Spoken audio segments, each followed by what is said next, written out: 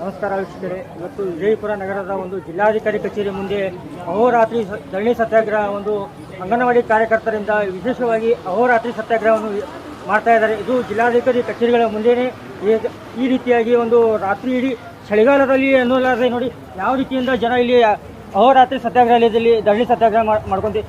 ಆ ಥರ ಚಳಿಗಾಲದಲ್ಲಿ ಈ ಥರ ಒಂದು ವಿಜಯಪುರದಲ್ಲಿ ಸಿಕ್ಕಾಪಟ್ಟೆ ಚಳಿ ಇದ್ದರೂ ಕೂಡ ಒಂದು ಯಾವ ರೀತಿಯಿಂದ ಚಳಿಗಾಲದಲ್ಲಿ ಕೂಡ ಈ ಒಂದು ಮನೆ ಬಿಟ್ಟು ಒಂದು ಹೆಣ್ಮಕ್ಕಳು ಬೀದಿಗಿಳಿದಾರೆ ಅಂದರೆ ಅವರಿಗೆ ಯಾವ ಮಟ್ಟಿಗೆ ಒಂದು ಅನ್ಯಾಯ ಆಗಿದೆ ಅಂತೇಳಿ ತಾವು ವೀಕ್ಷಣೆ ಮಾಡ್ತಾ ಇರ್ಬೋದು. ಈ ಸಿಚುವೇಷನಲ್ಲಿ ನೋಡಿ ನೂರಾರು ಜನಸಂಖ್ಯೆಯಲ್ಲಿ ಹೆಣ್ಮಕ್ಕಳು ಒಂದು ಮನೆ ಬಿಟ್ಟು ಮಕ್ಕಳಿಗೆ ಬಿಟ್ಟು ಎಲ್ಲ ಒಂದು ಪರಿವಾರ ಬಿಟ್ಟು ಹೇಗೆ ಬೀದಿಗೆ ಬಂದು ಇಲ್ಲಿ ಒಂದು ಅಹೋರಾತ್ರಿ ಸತ್ಯಾಗ್ರಹದಲ್ಲಿ ಪಾಲ್ಗೊಂಡಿದ್ದಾರೆ ಎಂದು ನಾವು ವೀಕ್ಷಣೆ ಮಾಡ್ತಾ ಇರಬಹುದು. ಅದೇ ರೀತಿಯಾಗಿ ಈಗ ಅವರು ಬೇಡಿಕೆಗಳನ್ನು ಸಾವಿರಾರು ಬೇಡಿಕೆಗಳನ್ನು ಪ್ರತಿ ಸಾರಿ ನಾವು ನೋಡ್ತಾ ಇದ್ದೀವಿ. ಒಂದು ಜಿಲ್ಲಾಧಿಕಾರಿ ಕಚೇರಿಗೆ ಬಂದು ಒಂದು ಮನವಿ ಸಲ್ಲಿಸ್ತಾರೆ, ಅದು ಯಾವ ರೀತಿಯಿಂದ ಇನ್ನೂವರೆಗೂ ಅವರಿಗೆ ಬೆನಿಫಿಟ್ ಸಿಕ್ಕಿಲ್ಲ ಅಂತೇಳಿ ಅವರು ಒಂದು ಧರಣಿ ಸತ್ಯಾಗ್ರಹಕ್ಕೆ ಒಂದು ಚಳಿಗಾಲದ ಅಧಿವೇಶನ ಒಂದು ಬೆಳಗಾವಿಯಲ್ಲಿ ನಡೆಯುತ್ತಿರುವ ಒಂದು ಸುವರ್ಣಸೌಧ ಅಧಿವೇಶನದಲ್ಲಿ ಕೂಡ ಅವ್ರದ್ದು ಒಂದು ಮನವಿ ಬೇಡಿಕೆ ಒಂದು ಈಡೇರಿಸಬೇಕಂತೂ ಅಲ್ಲಿ ಚರ್ಚೆ ಆಗಬೇಕಂತೇಳಿ ಒಂದು ಇದು ಧ್ವನಿ ಎತ್ತಾ ಇದ್ದಾರೆ. ಅವ್ರ ಜೊತೆಗೆ ಮಾತಾಡೋಣ ಬನ್ನಿ. ಕರ್ನಾಟಕ ರಾಜ್ಯ ಅಂಗನವಾಡಿ ನೌಕರ ಸಂಘ CRT ಸಂಯೋಜಿತ 2 ದಿನ ಅಹೋರಾತ್ರಿ ಧರಣಿಯಲ್ಲಿ ನಾವೆಲ್ಲರೂ ಪಾಲ್ಗೊಂಡಿದ್ದೀವಿ. 2022ರಿಂದ ನಾವು ಗ್ರ್ಯಾಜುಯಿಟಿ ಪಾಸ್ ಮಾಡ್ಬೇಕಂತ ಸರ್ಕಾರಕ್ಕೆ ಕೇಳ್ಕೊಂಡಿದ್ವಿ. ಅದು ಆದೇಶದಲ್ಲಿ ಮಾತ್ರ ಉಳಿದಿದೆ, ಇನ್ನೂವರೆಗೆ ಹಣ ಬಿಡುಗಡೆಯಾಗಿಲ್ಲ.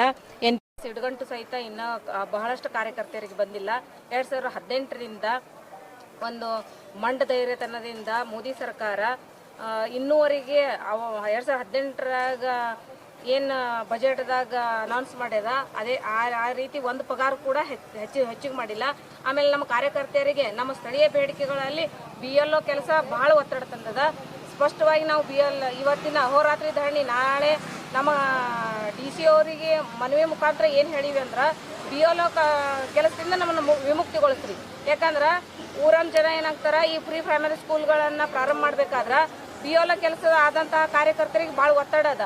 ಊರನವರು ಈಗ LKG UKG ಅಂತೇಳಿ ಎಲ್ಲರೂ ಆಂಗ್ಲ ಭಾಷೆಗೆ ಒಗ್ಗೂಡಿಸೋ ಹೊತ್ತಿಗೆ ನಾವು BLO ಕೆಲಸ ಮಾಡೋ ಹೊತ್ತಿಗೆ ಕಾರ್ಯಕರ್ತೆಯರು ಸ್ಥಳೀಯವಾಗಿ ಇರಂಗಿಲ್ಲ ಅಂತೇಳಿ ಸಮಸ್ಯೆಗಳ ತಂದು ಮಾಡ್ತಾರೆ. ಅದ್ರ ಸಂಬಂಧ ದಯವಿಟ್ಟು BLO ಕೆಲಸದಿಂದ ನಮ್ಮ ವಿಮುಕ್ತಿಗೊಳಿಸ್ರಿ. ಫಸ್ಟ್ ಬೇಡಿಕೆನೇ ಇದೆ ಅನ್ಕೊಳಕತ್ತೀವಿ. ಆಮೇಲೆ ಮಂಡ ಧೈರ್ಯ ತೋರ್ಸಕತ್ತಾರೆ ಕಾಂಗ್ರೆಸ್ ಸರ್ಕಾರ. 6ನೇ ಗ್ಯಾರಂಟಿ ಒಳಗೆ 15,000 ಮಾಡ್ತೀವಿ ಅಂತ ಹೇಳಿದ್ರು, ಇನ್ನೂವರೆಗೆ ಹೆಸರು ಸಹಿತ ತೆಗ್ದಿಲ್ಲ. ಆಮೇಲೆ ಪೂರಕ ಪೌಷ್ಟಿಕ ಆಹಾರದ ವಿಷಯ ಬಗ್ಗೆ ಹೇಳ್ಬೇಕಂದ್ರೆ ಎಲ್ಲ ನಾವು ಸ್ಥಳೀಯವಾಗಿ ನೋಡ್ಬೇಕಂದ್ರೆ ಅತಿ ಕಡಿಮೆ ಗುಣಮಟ್ಟದ ಆಹಾರ ಪದಾರ್ಥಗಳನ್ನು ಪೂರೈಕೆ ಮಾಡಾಕತ್ತದ. ಆದ್ರೆ GST ಮಾತ್ರ ಅದಕ್ಕೆ ಕೊಡ್ರಿ ಅಂತ ಹೇಳ್ತದ. GST ಕೊಡ್ರಿ ಅಂತ ಹೇಳ ಸರ್ಕಾರ ಅದಕ್ಕೆ ಘಟಕ ವೆಚ್ಚನ ಇನ್ನೂವರೆಗೆ 2018ರಿಂದ ₹1 ಕೂಡ ಹೆಚ್ಚಿಸಿಲ್ಲ ನಮಗೆ. ಅದನ್ನು ಕೂಡ ಸ್ಥಳೀಯವಾಗಿ ನಾವು ಅದ್ರ ಬಗ್ಗೆ ಮಾತಾಡ್ಬೇಕನ್ನಕತ್ತೀವಿ.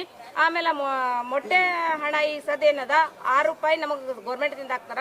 ಸ್ಥಳೀಯವಾಗಿ ತಗೋಬೇಕಾದ್ರೆ ₹8 ಅದ. ಅದು ಕೂಡ ನಮ್ಮ ಕಾರ್ಯಕರ್ತರಿಗೆ ತುಂಬಾ ಹರಾಸ್ಮೆಂಟ್ ಅನ್ನೋ ರೀತಿ ಆಗಕತ್ತದ. ಊರಾಗ ಸ್ಥಳೀಯವಾಗಿ ನಾವು ₹8 ತಗೊಂಡು ಆದ್ರೆ 25 ತತ್ತಿ ಹಂಚ್ಬೇಕಾದ್ರೆ ಕಠಿಣವಾಗಿ ನಮ್ಮ ಕಾರ್ಯಕರ್ತರ ಸಮಸ್ಯೆನ ಅನುಭವಿಸ್ತಾರೆ. ಈಗ ನಿಮ್ಮ ಮಹಿಳಾ ಮತ್ತು ಮಕ್ಕಳ ಕಲ್ಯಾಣ ಸಚಿವರು ಲಕ್ಷ್ಮೀ ಹೆಬ್ಬಾಳ್ಕರ್ ಇದ್ದಾರೆ, ಅವ್ರಿಗೆ ಏನು ಹೇಳಕ್ ಇಷ್ಟಪಡ್ತೀರಿ? ಅವರು ಒಬ್ರು ಸಚಿವರಾಗಿ ಅವ್ರಿಗೆ ಏನು ಹೇಳಕ್ ಇಷ್ಟಪಡ್ತಾರೆ? ಗ್ರ್ಯಾಜುಯಿಟಿ ಹಣಗಳನ್ನ ಬಿಡುಗಡೆ ಮಾಡಿ ದಯವಿಟ್ಟು ನಮಗ ಡಿ ಅಥವಾ ಸಿ ಅಥವಾ ಕಾರ್ಯಕರ್ತರಿಗೆ C ಮತ್ತು ಸಹಾಯಕರಿಗೆ D ದರ್ಜೆಯ ನೌಕರರನ್ನಾಗಿ ಪರಿಗಣಿಸ್ರಿ, ಕಾಯಂ ಮಾಡ್ರಿ. ಇನ್ನೊಂದು ಹೇಳಕ್ ಇಷ್ಟಪಡ್ತೀನಿ, 6ನೇ ಗ್ಯಾರಂಟಿ ಒಳಗೆ ₹15,000 ಮಾಡಬೇಡ್ರಿ ನಮಗ, ಆದ್ರ ಕಾಯಂ ಮಾಡ್ರಿ. ನಮಗ ಕನಿಷ್ಠ ವೇತನ ಕೊಡ್ರಿ, ಸಮಾನ ದುಡಿಮೆಗೆ ಸಮಾನ ವೇತನ ಕೊಡ್ರಿ ಅಂತೇಳಿ ದಯವಿಟ್ಟು ನಮ್ಮ ಹೆಬ್ಬಾಳ್ಕರ್ ಮೇಡಮ್ ಅವರಿಗೆ ಕೈ ಮುಗಿದು ಕೇಳ್ಕೊತೀವಿ ನಾವು. ಆಮೇಲೆ ಇನ್ನೊಂದು, ನಮ್ಮಲ್ಲೇನೆ LKG UKG ಪ್ರಾರಂಭ ಮಾಡ್ರಿ.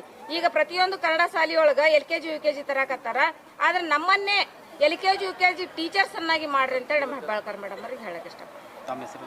ಪ್ರತಿಭಾ ಕುರುಡೆ. ಇಂದು 17 ಮತ್ತು 18ರ ಹೋರಾಟದ ಭಾಗವಾಗಿ ಇವತ್ತು 17ನೇ ತಾರೀಕಿನ ರಾತ್ರಿ ಅಹೋರಾತ್ರಿ ಹೋರಾಟವನ್ನು ಮಾಡ್ತಾ ಇದ್ದೀವಿ. ಅದ್ರ ಜೊತೆಯಲ್ಲೇ ಇವತ್ತು ಏನು ಅಧಿವೇಶನ ಬೆಳಗಾವಿನಲ್ಲಿ ಅಧಿವೇಶನ ನಡೆದದ, ಆ ಅಧಿವೇಶನದಲ್ಲಿ ಅಂಗನವಾಡಿಯ ಸಮಸ್ಯೆಗಳ ಬಗ್ಗೆ ನಮ್ಮ ಭಾಗದ ಶಾಸಕರಾಗಿರ್ಬೋದು, ಮಂತ್ರಿಗಳಾಗಿರ್ಬೋದು, ಅವರೆಲ್ಲರೂ ಕೂಡ ಮಾತಾಡಬೇಕು ಅಂತೇಳಿ ನಾನು ಈಗ ರಾತ್ರಿಯಲ್ಲಿ ಅವರಿಗೆ ಒತ್ತಾಯ ಮಾಡ್ತೀನಿ. ಯಾಕಂದರೆ ಈ ಒಂದು ಚಳಿಯಲ್ಲಿ ಇವತ್ತು ಮಹಿಳೆಯರು ತಮ್ಮ ಮನೆ ಮಠ ಎಲ್ಲ ಬಿಟ್ಟು ಬಂದು ಇವತ್ತು ಇಂಥ ಚಳಿಯಲ್ಲೇ ಇವತ್ತು ಈ ಹೋರಾಟ ಈ ಒಂದು ಮುಷ್ಕರದಲ್ಲಿ ಭಾಗವಹಿಸಿದ್ದಾರೆ. ಇದನ್ನು ನೋಡಾದರೂ ಕೂಡ ಈ ಭಾಗದ ಶಾಸಕರು ಆಮೇಲೆ ಮಂತ್ರಿಗಳು ಅಲ್ಲಿ ಅಧಿವೇಶನದಲ್ಲಿ ಮಾತಾಡಬೇಕು, ಇವರ ಸಂಕಷ್ಟಗಳನ್ನು ಗಮನಿಸಬೇಕು ಅಂತೇಳಿ ಈ ಸಂದರ್ಭದಲ್ಲಿ ಹೇಳ ಬಯಸ್ತೇನೆ.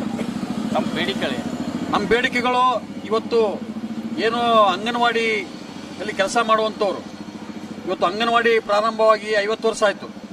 50 ವರ್ಷದಲ್ಲಿ ಇವತ್ತು 250 ರೂಪಾಯಿಯಿಂದ 12,000ವರೆಗೆ ಇವತ್ತು ಏನು ವೇತನ ತಗೋತಾರ ಅದು ಹೋರಾಟದಿಂದ ತಗೊಂತಾ ಇದ್ದಾರ.